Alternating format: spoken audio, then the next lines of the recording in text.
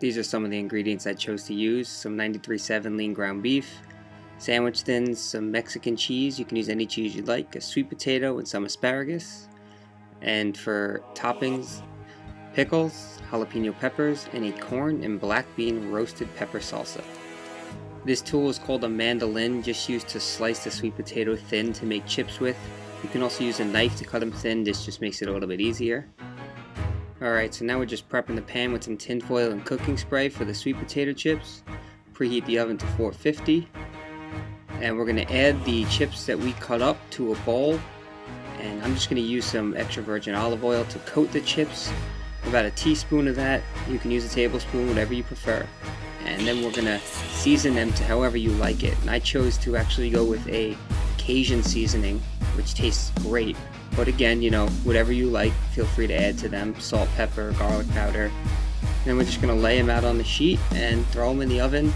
And time will vary depending on your oven and temperature, but just keep checking on them. For my burger, I'm actually going to go with about 6 ounces of the 93.7 ground beef.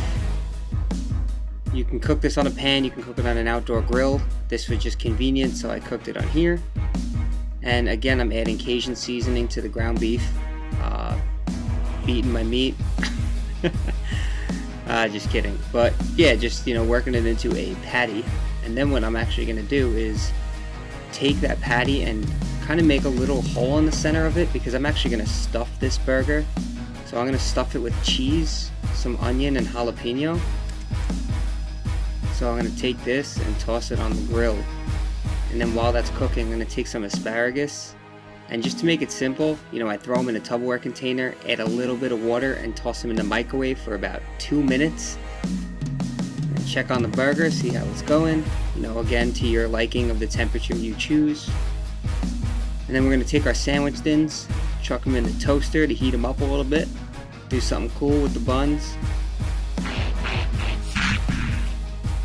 So we're going to take the sweet potato chips out and flip them over to make sure they cook evenly on both sides.